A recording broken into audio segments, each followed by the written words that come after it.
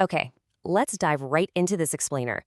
Today, we're not just looking at a run-of-the-mill deity. We are exploring the absolute ultimate embodiment of darkness in the ancient world.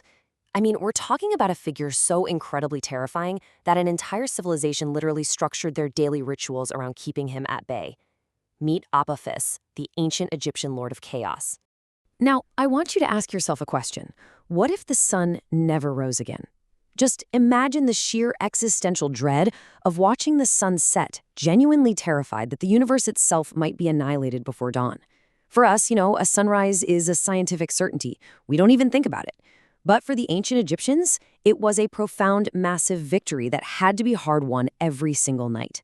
To them, that daily threat of a literal apocalypse was personified by a single, terrifying entity known as Apophis, sometimes called Ape. And listen, he wasn't just some minor mythological bad guy or a side character. He was the ancient world's ultimate nightmare. We're talking about a cosmic force of destruction constantly threatening to just completely unravel existence itself. This really sets the stage for the ultimate cosmic conflict. On one side of the ledger, you've got Ra, the solar deity. He's the bringer of light and the upholder of Ma'at, which is the Egyptian concept for order and truth. And then, on the exact opposite side, locked in this endless, brutal war, is Apophis. He represents Isfed, chaos, darkness, fire, and he's typically depicted as a massive underworld serpent or a demonic dragon. Section 1. Anatomy of the Demon. Building the ultimate villain. So how did the Egyptians actually visualize this unyielding force of destruction? Well, ancient descriptions stated that this evil serpent stretched a massive 16 yards in length. To put that into perspective, just picture a snake roughly the size of a 5-story building, silently slithering through the absolute dark beneath the earth. But here's the thing, he wasn't just big. Add to that massive length a head made entirely of solid flint. Yup, solid stone. So you have a monster perfectly designed to strike absolute fear into the hearts of mortals. Just a massive apex predator with an unbreakable, hard-as-stone head plowing its way through the underworld.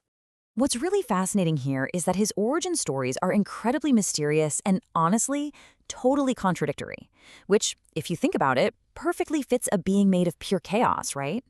Some ancient texts say he existed from the very beginning of time, just floating in the primeval waters of Nu. Others say he was actually born from the umbilical cord of the sun god, Ra, making him this twisted dark shadow of the light itself. And then another myth claims he sprang from the saliva of the goddess Neith, creating a snake that wasn't just 16, but a mind-boggling 120 yards long. So, wherever he came from, the point is, he was always there to oppose the light. Section 2. The Daily Underworld War, a Ticking Clock. Let's move to the battlefield itself and see how this all builds into a literal daily war for survival. This brings us to the Duat, which is the dark and perilous Egyptian underworld. Every single day, Apophis lurked below the horizon in this realm. Sometimes the stories placed him waiting in the western mountain of Manu, where the sun sets. Other times he was hiding out in the 10th region of the night, just waiting to ambush Ra's solar boat right before dawn. His entire goal was to stop the sun from ever rising again. And they gave him these absolutely terrifying titles that really highlight the massive stakes of his presence. They called him the World Encircler because of his vast, inescapable reach, and the Eater of Souls because he threatened the dead who were just trying to travel through the underworld. It was actually believed that his mere roar was so powerful, it caused the entire subterranean world to rumble. The fight itself was just spectacular. Ancient texts imply Apophis used this magical, paralyzing gaze to try and overwhelm Ra. But Ra wasn't going down easy, and he definitely didn't travel alone. He was defended by a powerful entourage, including the god Set and the Eye of Ra. And you have to understand, this wasn't just some quiet, metaphorical battle in the dark. The Egyptians believed that the violent physical clashes between Apophis and defenders like Set literally caused the earthquakes and violent thunderstorms that they felt up on Earth. So, with a magical paralyzing gaze and a massive solid flint head, Apophis seems pretty much unbeatable, right? Which leads us to a really big question. How did the sun god actually pull off this victory night after night against a giant chaos snake? Well, by turning into a cat. Yeah, you heard that right, a cat. In this brilliant, almost unbelievable twist of mythology depicted in ancient texts, like the Papyrus of Hunifer, Ra literally defeats the Lord of Chaos by taking the form of a great cat and slicing the monstrous serpent to pieces with a knife. It's just this incredible, vivid image of the solar deity triumphing over the dark. Section 3. Fighting back with magic. Human intervention.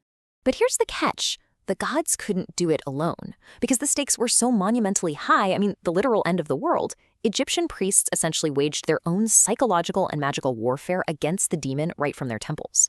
They firmly believed that their prayers and spells were absolutely 100% necessary to help Ra continue his journey safely across the sky.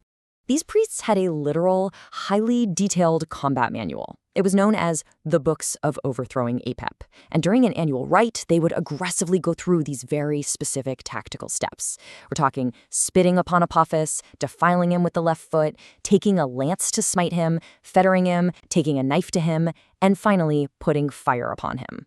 They would literally burn an effigy that was thought to contain all the evil and darkness in Egypt, just to protect everyone for another year. Along with those big effigies, they even made small wax models and drawings of the snake to actively spit on, mutilate, and burn while reciting their spells. But they took this magic so seriously, and honestly, they were so terrified of accidentally giving the monster power through his own image, that they always made sure to draw another deity physically subduing him in the artwork. Just in case. Section 4. The Serpent's Legacy. A monster never truly dead. Apophis has this incredible, enduring staying power throughout human history. Look at this timeline. We have his earliest known depiction going all the way back to 4000 BC on a simple clay bowl from the Nakata Eye culture. His tales were then heavily elaborated on thousands of years later during the New Kingdom. Now, fast forward to the year 2004. Scientists discover a near-Earth asteroid that poses a potential catastrophic threat to our planet. And what do they name it? 99942 Apophis. So from prehistoric pottery all the way to modern astronomy, Apophis has remained our ultimate shorthand for cosmic doom. Ultimately, the most profound takeaway from this explainer is that for the ancient Egyptians, chaos couldn't be permanently destroyed. Apophis is never truly dead. He must be fought again tomorrow. Order, or Mot, wasn't a given. It was a daily choice and a daily battle that required constant vigilance from both the gods in the heavens and the humans down on Earth. Which leaves us with a really fascinating thought about human nature and how we cope with the unknown, even today. If our ancestors used the terrifying serpent Apophis to process the utter unpredictability of nature and the deep darkness of the night, what modern myths are we using to process the chaos of our world today? It's definitely something to think about the next time you watch the sun go down.